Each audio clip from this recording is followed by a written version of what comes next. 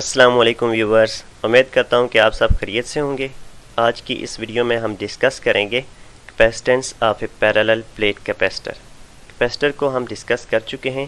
Capacitor होता क्या है, कैपेसिटर की कैपेसिटेंस क्या है, कैपेसिटर कैसे बनता है। कैपेसिटर की चार्ज स्टोर करने की एबिलिटी को कैपेसिटेंस कहते हैं।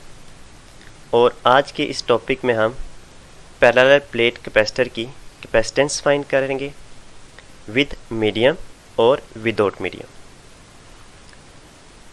कंसीडर करते हैं दो प्लेट हैं और ये प्लेस हैं पैरेलल और इनको अटैच किया है पोटेंशियल सोर्स के साथ और इन प्लेट के ऊपर पॉजिटिव चार्ज और नेगेटिव चार्ज स्टोर है और इन दो प्लेट के दरमियान डिस्टेंस d है और इनके दरमियान इलेक्ट्रिक फील्ड कांस्टेंट बन रही है और पोटेंशियल डिफरेंस v है दो प्लेट के दरमियान और हर प्लेट का एरिया a है। हमें पता है कैपेसिटेंस इक्वल होती है Q डिवाइडेड बाई V के और इन दो प्लेट के दरमियान हमने कोई मीडियम नहीं रखा, खाली है ये, ठीक है। वैक्यूम मीडियम कंसिडर करते हैं। C vacuum is equal to Q divided by V।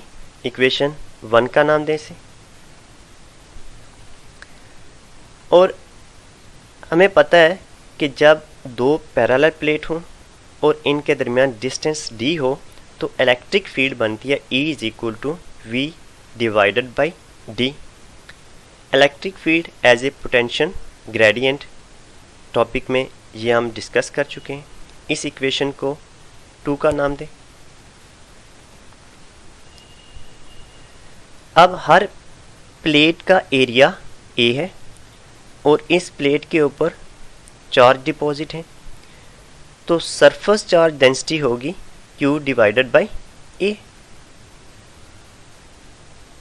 और इस इक्वेशन को 3 का नाम दें।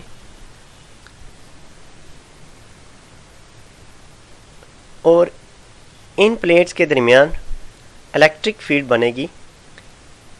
इलेक्ट्रिक फील्ड इंटेंसिटी जो होगी वो इक्वल होगी E is equal to sigma divided by epsilon naught के equal. Electric intensity between two oppositely charge plate is, ये भी हम डिस्कस कर चुके हैं इसको। अब इस सिग्मा की जगह पे वैल्यू पुट कर दें। E is equal to Q divided by A epsilon naught. E is equal to Q divided by A epsilon naught. From equation 2, E is equal to V divided by D। यहाँ पे put कर दी value इसकी। Q divided by A epsilon not. Cross multiply कर दें इसको। Q multiply हो रहा है इक्वेशन की दूसरी साइड पे, डिवाइड, और D डिवाइड हो रहा है तो इक्वेशन की दूसरी साइड पे मल्टीप्लाई। जब हम कैपेसिटेंस फाइंड करते हैं तो C is equal to Q divided by V चाहिए होता है। तो कैपेसिटेंस हम तभी फाइंड कर सकते हैं जब हमें Q और V की वैल्यू का पता हो। तो हम इस फॉर्म को बनाने के लिए इसको क्रॉस मल्टीप्लाई किया है।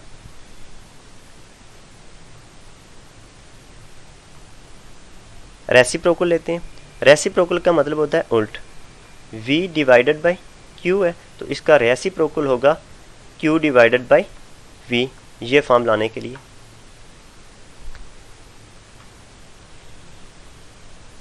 Q divided by V is equal to A epsilon not divided by D।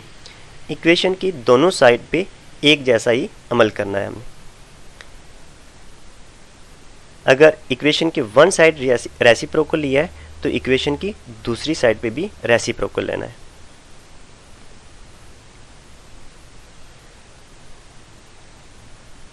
और Q divided by V from equation 1 हमें पता है Q divided by V is equal to C,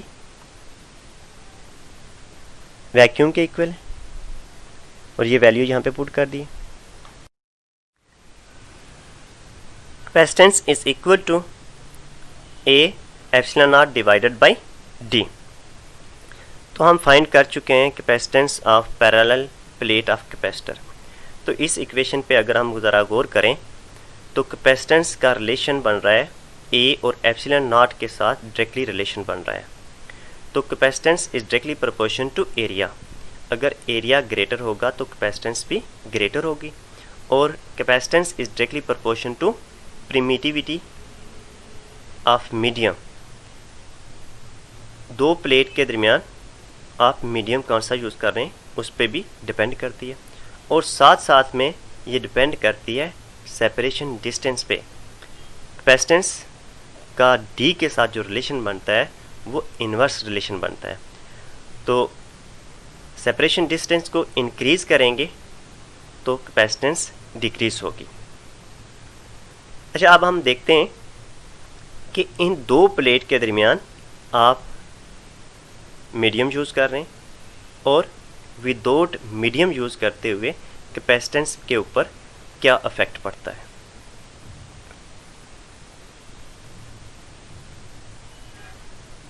इस फिग में देखें आप, फर्स्ट फिग में, कि दो प्लेट के दरमियान कोई मीडियम नहीं है, एम्प्टी है, और यहाँ पे वोल्ट मीटर पे जो हमें पॉइंटर रेंज दे रहा है वो मैक्सिमम रेंज दे रहा है। और इस फिग में हमने एक डाई इलेक्ट्रिक मीडियम इसमें यूज़ किया है। तो यहाँ पे वोल्ट मीटर का पॉइंटर देखें तो ये हमें मिनिमम रेंज दे रहा है, और हमें कैपेसिटेंस की रिलेशन का पता है C is equal to Q divided by V। Q charge, V potential difference जो इन दो प्लेट के दरमियान डेवलप हो रहा है। चार्ज प्लेट के ऊपर कांस्टेंट है। C और V के दरमियान जो रिलेशन बन रहा है वो इन्वर्स रिलेशन बन रहा है। अगर आप V को इंक्रीज़ करते हैं और C डिक्रीज़ हो जाएगी। पोटेंशियल डिफरेंस इंक्रीज़ करने से कैपेसिटेंस डिक्रीज़ होगी, और पोटेंशियल डिक्रीज़ करने से कैपेसिटेंस इंक्रीज़ होगी।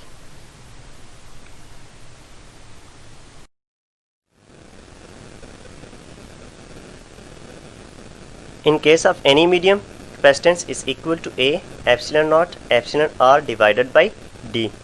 epsilon R relative permittivity है अदर मीडियम के लिए, एंड डिवाइडिंग इक्वेशन को डिवाइड करते हैं C medium and final C vacuum is equal to A epsilon not divided by D। In both equation को डिवाइड किया, A epsilon not epsilon R divided by D and सब divided by A epsilon not divided by D, और divide का sign ख़त्म करेंगे तो multiply आ जाएगा, same term cancel हो जाएंगी।